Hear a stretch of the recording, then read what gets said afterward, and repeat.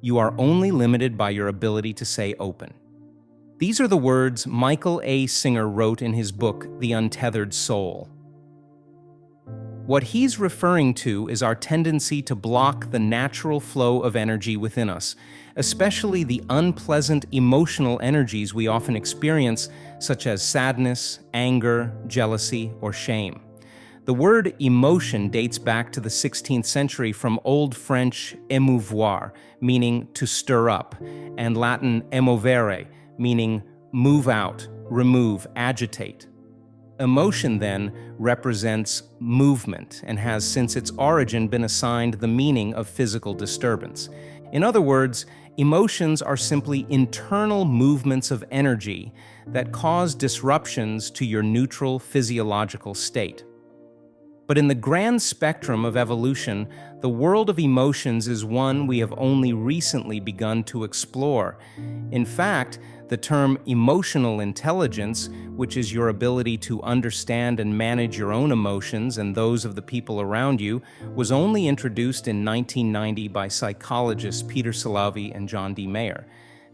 Doesn't it baffle you then how the emotions of fear, anxiety, envy, guilt, and stress are all central to your daily experiences as a human being, but you know so little about them and what they actually mean? Consider this. How often do you judge and loathe yourself when something goes wrong? How often do you crumble to unworthiness when someone you love does something that hurts you? How often do you experience anger and envy toward others when you actually want to feel happy for them? The project you recently launched did not meet expectations, and now you're hating yourself for being such a fool for thinking it would work. Your partner's act of betrayal hurt you, and now you're slugging about your days feeling unworthy. Your friend is finally flourishing in their creative venture, and yet here you are bathing in envy and resenting their well-earned success. Do you ever pause to ask yourself, why am I reacting the way I am? Why is it that I'm clinging to failure? Why is it that I'm sabotaging my own well-being for someone else's mistake? Why is it that I'm so envious of this person's success? Here's the reality. We haven't been taught how to process our negative emotions, at least not in a healthy manner. Why? Because we've grown accustomed to either suppressing them, for instance, as a kid, whenever you cried, you were instantly pushed to stop crying, or personifying them so intensely until we are consoled and comforted by others. When you fail at something and you take it to heart, you are usually comforted by those around you and encouraged to just forget it and move on. But here's the biggest culprit of all. Because we don't know how to process our emotions, we fall into the trap of clinging to them, and so they become an integral extension of who we are. Hence, we mistake our emotions for our identity. We allow them to define us. Emotions are an essential part of what you are, but they're not who you are. Yes, they can be messy, complicated, and confusing, but they're not there to control your life. They're there to guide you forward on your path. Emotions can be as unfamiliar to you as a foreign word on your tongue, but it's only as you deepen your understanding of your emotions, especially the difficult or negative ones, that you begin to prevent yourself from dwelling in your emotional upset and plunging deeper into a depressive state. The first thing we must both realize is that there are no good or bad emotions. We tend to label emotions such as anger, jealousy, or sadness as bad, and emotions such as happiness, excitement, or inspiration as good. But the truth is, both positive and negative emotions are essential to our well-being. We'd be doing ourselves an incredible injustice by not allowing ourselves to fully experience either end of the spectrum. Emotions aren't good or bad, they just are. Emotions are automatic reactions that manifest in our body as we're triggered by external stimuli, so we have no control over them. But where our true power lies is in how we respond to them. It's in how we behave after we feel what we feel. What we do have control over is how we allow our emotions to impact us. Consider anger for a moment. It's perfectly fine and normal to feel angry. Anger often helps us identify our boundaries, what we will and won't accept in our relationships and situations. When we feel angry, it's because someone's crossed the line. So anger is neither good nor bad, but how we respond to it. and the way in which we behave when we feel it is what can be considered as good or bad. Are you becoming defensive? Are you yelling at everyone around you? Are you smashing glass on the floor? Is every little thing around soaking up your frustration? Or are you mindful of this behavior and carving out the much-needed space and time to process what was said and done? What of happiness, the good emotion? Say you are promoted to director at work. You're going to feel so happy about it. But there are two ways you can respond.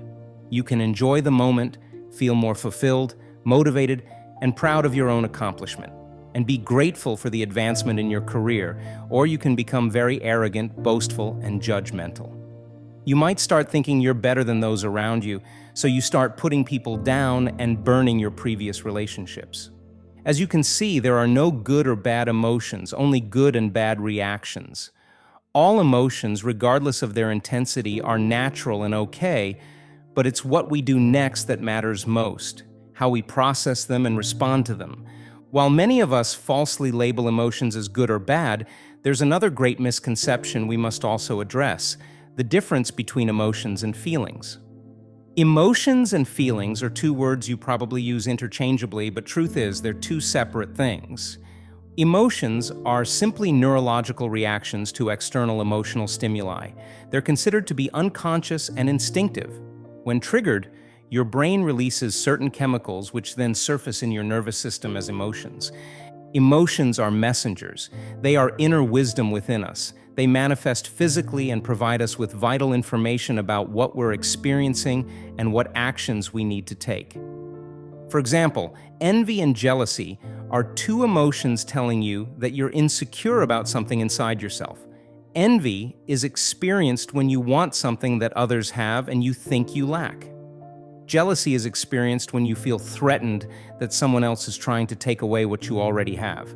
Both prompt you to pry into your own self-belief, self-worth, and self-esteem. As we discussed earlier, anger is an emotion telling you that you're either not getting what you want because you're being blocked in some way, or that you're getting something that you don't want. It's telling you that your personal boundaries have been crossed. On the contrary, feelings are our subjective expression of our emotions. They're the conscious experience of your emotions. In other words, if your emotions are physical, your feelings are mental. Feelings are how you perceive your emotions and assign meaning to the emotional experience you're having. They're the stories you tell yourself about a specific emotion so you can make better sense of it. Hence, your feelings are heavily influenced by your memories, beliefs, and associations from the past. And that's exactly why different people react differently to the same situation. That's why the same event of being suddenly called to make an urgent, life-altering decision can cause one person to feel stressed, another to feel anxious, and a third to feel motivated and assured. All three people are being exposed to the same external trigger. Make a decision now. Likewise, all three people are experiencing the same emotion: fear. Their hearts are racing, their palms are sweaty, and they feel the butterflies in their stomach. But each one of them is feeling it differently. Each one of them is responding to it differently. Your feelings are thus sparked by emotions, but they're shaped by your previous personal experiences, beliefs, memories, and thoughts that you've associated with a particular emotion. And because they're based on an emotional experience, feelings are subjective and vary from one person to another. So, to recap, here are the three main takeaways so far. Your emotions are objective messengers released by your brain in response to external stimuli. Your feelings, which are influenced by your past experiences, memories, and beliefs, are the subjective expressions of these emotions.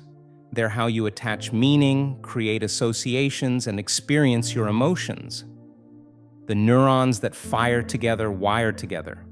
Over time, as you become more exposed to a certain stimulus that triggers a certain emotion, and as you create a specific association between the initial stimulus, the emotion, your feelings, and the way you react or behave, these associations are encoded and wired in your brain. The more you repeat these behaviors, the more the neurons in your brain fire together and create stronger connection pathways between your feelings and specific situations, people, or places.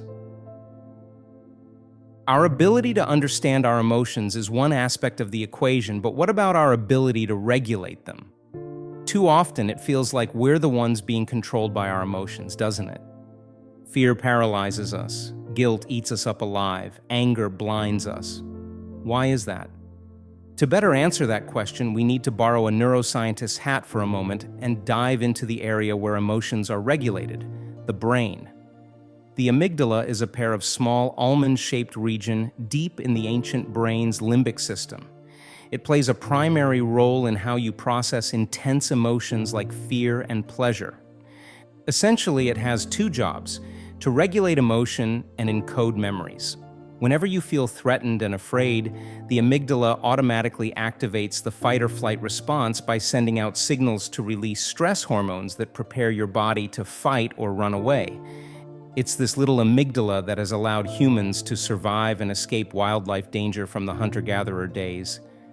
Even today, its automated response to physical or psychological danger is what compels you to react instantly and mindlessly without thinking. And according to Harvard neuroscientist Dr. Jill Bolt Taylor, when we're triggered by a threatening external stimulus, there's a 90-second chemical process that happens in the body. After that, any remaining emotional response is just the person choosing to stay in that emotional loop. As she explains, something happens in the external world, and chemicals are flushed through your body, which puts it on full alert. For those chemicals to totally flush out of the body, it takes less than 90 seconds. This means that for 90 seconds, you can watch the process happening, you can feel it happening, and then you can watch it go away. After that, if you continue to feel fear, anger, and so on, you need to look at the thoughts that you're thinking that are re-stimulating the circuitry that is resulting in you having this physiological reaction over and over again. The first 90 seconds after you're exposed to an external stimulus, there's a primitive automated response in your body. That's your emotion of fear or anger being released and flushed through your body. But after that time period, as you continue to remain engaged with that emotion, the same energy circuit will continue to flow. As you continue to cling to anger, you will continue to feel angry, furious, and frustrated. As you continue to cling to your emotions, you will continue to feel them, and you will continue to be controlled by them.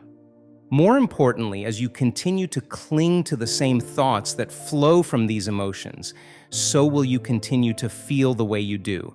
That's because when we engage with specific thoughts, we begin to experience the emotions that are triggered by these thoughts. So we enter a disturbed emotional state, which then influences how we act and behave. The vibrational frequency of these emotions then feeds back into the original thought. And as we continue to give ample mental attention to the same thought pattern, it reaffirms the emotion, which then energizes the thought. And so we experience a continuous cycle of think, feel, think, feel, think, feel. This cycle then results in the prolonged emotional state you come to experience and soon identify with. And as you repeatedly engage in the same thought patterns of think, feel, do, these patterns encode as a blueprint in your subconscious mind. And what does our subconscious mind do? It runs 95% of our life on automation. As humans, we naturally seek comfort in the familiar. Why? Because it's always easier to keep doing what we've always done and behave in the way we always have than to change the way we do, even if these behaviors are harmful to us. Whether positive or negative, we develop thinking and behavioral patterns over the years that become ingrained in our subconscious mind. In times of stress, worry, jealousy, or anger, our psyche automatically repeats what is familiar and what feels safe because we naturally seek what's known over the unknown.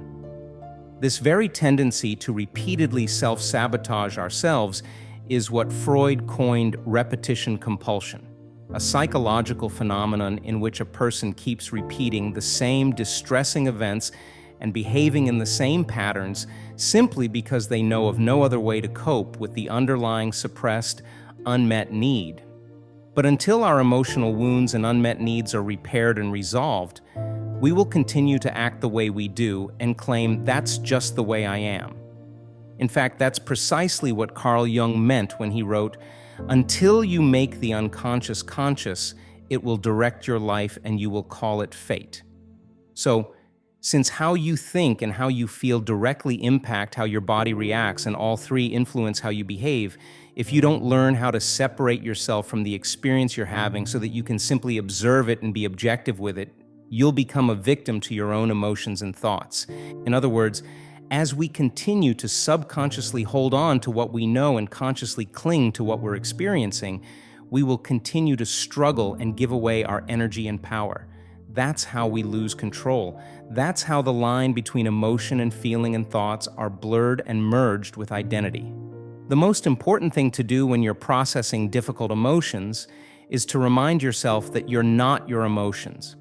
You're the one who's experiencing your emotions. In other words, your emotions don't define you. You are not an angry person. You're feeling anger. You are not a sad person. You've just been feeling sad lately. You are not a jealous person. You're just feeling jealous right now. You are not a failure. You're experiencing a failure in your life. Also, you are not a weak person if you feel anxious. You are not a coward if you feel fear. When we become so consumed in the world of thought and emotion, we begin to attach our own identity to our experiences. And as we continue to feed it more energy, so do we lose ourselves in this new reality we've constructed in our heads. We begin telling ourselves these lies and then actually believe them. In psychology, this is referred to as a cognitive distortion, which are faulty or unhelpful ways of thinking. Cognitive distortions are the mind's way of playing tricks on us and convincing us of something that just isn't true, hence they alter our sense of reality. In philosophy, this is what the ancient Toltecs called a mitote, and what in Sanskrit is known as maya, an illusion. We begin to think, this is who I am. I am a failure, I am depressing, but you're not. You're just a human being having another of the many human experiences. The only way out of that illusion is by remembering that you're not your emotions. You're the being underneath who's experiencing them. You're not your thoughts. You're the being underneath who's engaging with certain thoughts and giving more attention to them. You're not the mind, nor the emotion, nor the body. You're not the thought, nor the feeling, nor the sensation. You're the being underneath that observes and responds. As the great and eloquent Rumi wrote sometime in the 12th century, "Although you appear in earthly form, your essence is pure consciousness. You are the fearless guardian of divine light. So come, return to the root of your own soul. When you lose all sense of self, the bonds of 1,000 chains will vanish. Lose yourself completely, return to the root of your own soul." When you lose your sense of worldly self, the bonds of the chains of thought and emotion will vanish. When you remind yourself that you are not your mind or your emotions or your body, but the being underneath, you begin to dissociate yourself from whatever you're experiencing. You raise your awareness and begin to create distance between the stimulus and yourself. You begin to observe, and once you observe, only then do you have a chance at understanding why you feel the way you do. Only then do you have a chance at understanding why you think the way you do. Only then can you crush the shell and find the inner pearl that is you. And one way to that is through the practice of emotional regulation. Emotional regulation is our ability to manage difficult emotions. It helps us reduce the experiential and physiological impact of negative emotions, and it's tied to several positive outcomes: better mental health, improved moral decision-making, and enhanced memory. Generally, there are two major and commonly used emotion regulation strategies: cognitive reappraisal, changing the way we think about emotion-eliciting events, and expressive suppression, changing the way we behaviorally respond to emotion-eliciting events. Cognitive reappraisal involves reinterpreting an emotionally upsetting situation in a way that alters its meaning and changes its emotional impact, while expressive suppression can be defined as any attempt to hide, inhibit, or reduce ongoing emotion-expressive behavior. Put simply, when you engage in cognitive reappraisal, you seek the positive in the negative. You change the way you see things and the way you think about them. You look for the good in the bad. When you engage in expressive suppression, you close up, suppress your emotions, and bury them deep. What's healthier? When it comes to memory, cognitive reappraisal is associated with enhanced memory, while expressive suppression is associated with impaired explicit memory of the emotional event. And when it comes to general well-being, research claims that increased use of cognitive reappraisal predicted increased levels of positive well-being outcomes, while increased use of expressive suppression predicted increased levels of negative well-being outcomes. In other words, when you suppress your emotions and don't allow yourself to fully feel what you must, you hold on to the pain and taint your long-term memory. What once was a fleeting, passing moment now becomes a lifelong, revolving, self-sabotaging trigger. If you don't validate your emotions, allow yourself the time and space to sit with them, process what happened, and feel what you must, then you'd be resisting your emotions. And as per the universal law of life, whatever you resist will continue to persist. The challenge with negative emotions, especially when we experience them as intense, painful emotions such as in trauma, is that as soon as we begin to feel those emotions, we tend to resist them. In other words, we block them. Imagine the moment you find out that your partner has betrayed you. How do you feel? After he or she breaks your heart and you absorb the shock, you will start to experience waves of sadness and anger. You will try to rationalize everything.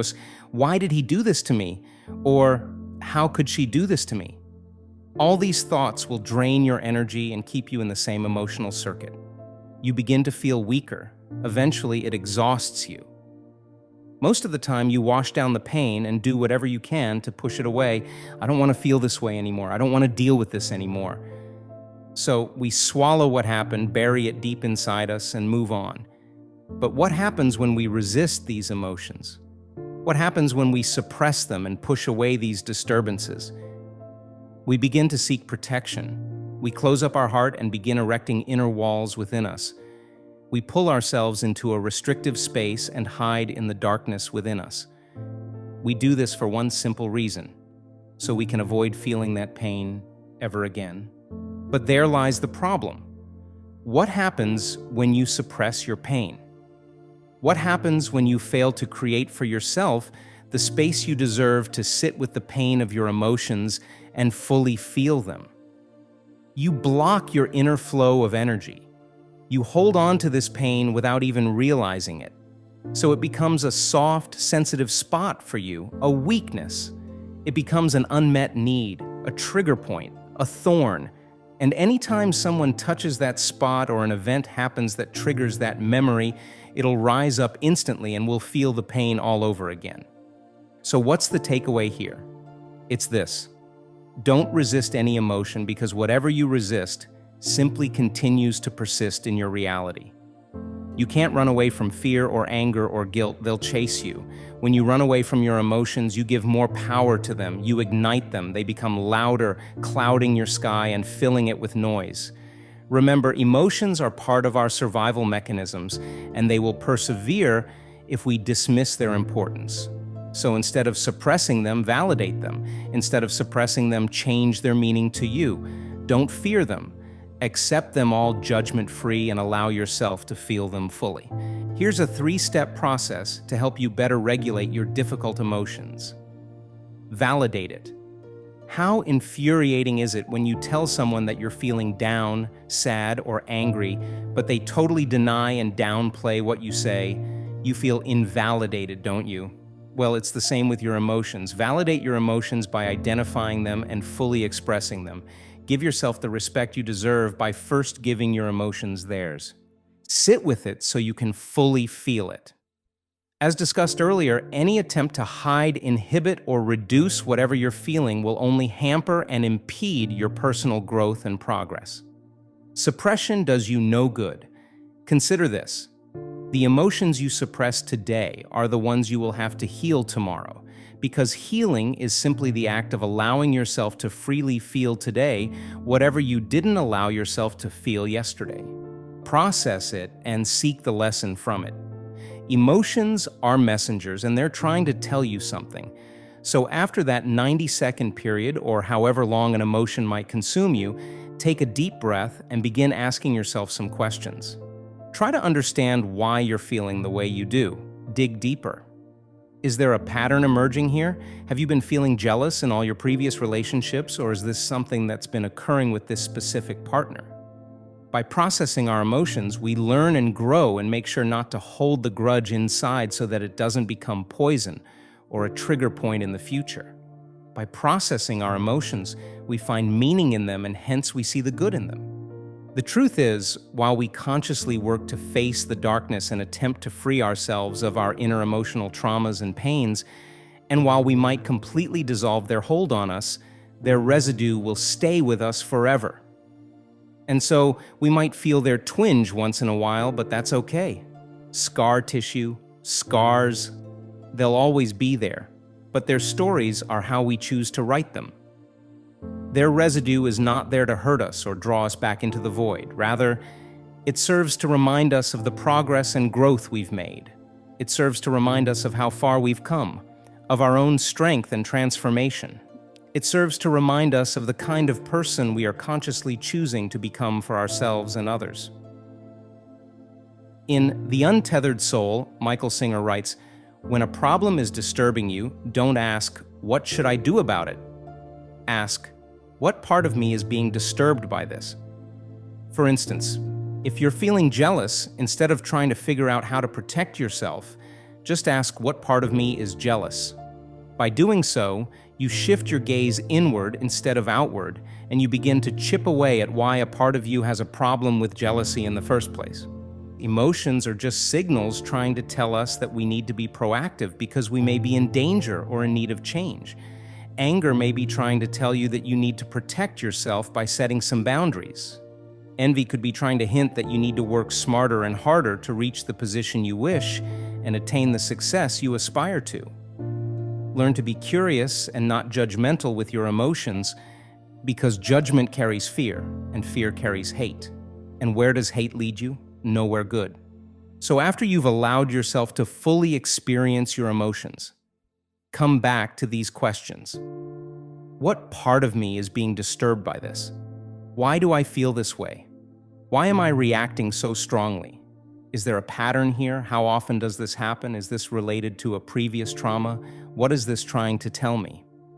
As Bessele van der Kolk writes in his book, The Body Keeps the Score, as I often tell my students, the two most important phrases in therapy, as in yoga, are notice that and what happens next.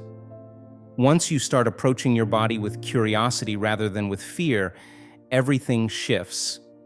And that's what Michael Singer meant with these words. You are only limited by your ability to say open. So stay open to whatever experiences and emotions flow your way. Because while your emotions do not define you, if you consciously suppress them, they will unconsciously direct your life and thus totally limit you.